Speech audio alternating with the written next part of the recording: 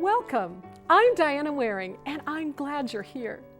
Let's chat today about a common mistake that we often fall into as homeschoolers.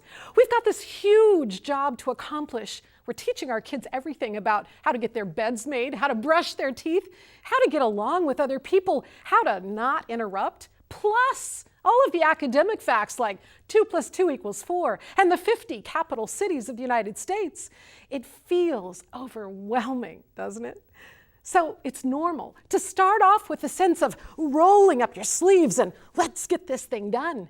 It sounds reasonable to begin early with teaching young kids everything they need to know.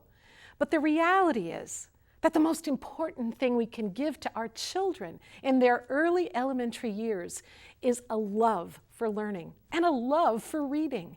Those two elements will open a door to discovery and knowledge that will remain open for the rest of their lives. It's one of the things we as homeschoolers can excel at. Our kids can love learning and love reading if we go about this wisely. You get this one done, and the rest becomes an incredible adventure in learning. So, how do we do it? How do we get our kids to love learning and love reading? I like to use the illustration of building a campfire for this. What happens if you bring big logs and drop them into your fire pit? You strike a match and hold it to the logs. What happens? Nothing. The logs are simply too big. Their immensity overwhelms that little spark. But on the other hand, imagine starting with a few dry twigs and some crumpled up paper. Now, when you strike the match, it'll begin to flame up. You gently blow on this little flame to encourage it, and then you can add in bigger sticks, which will catch on fire. Little by little, you add increasingly large pieces of wood, and eventually you can put those big logs right on the fire, and they'll happily burn. That's just like our kids.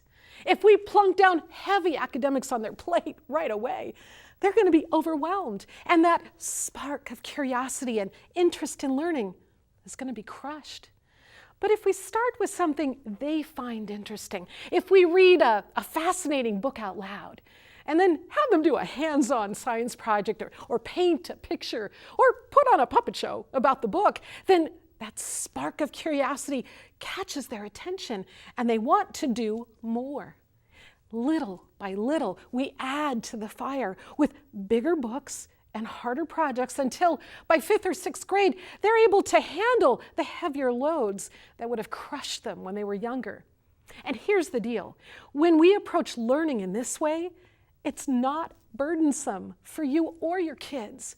They won't fight you on it because they're interested. They're enjoying the learning experience. That creates an entirely different environment in your home, believe me. When you're not having to drag your kids through each lesson like you would a mule, but instead you run alongside them as they race into projects, you're going to find that homeschooling is actually a pretty amazing and wonderful experience. See you next time.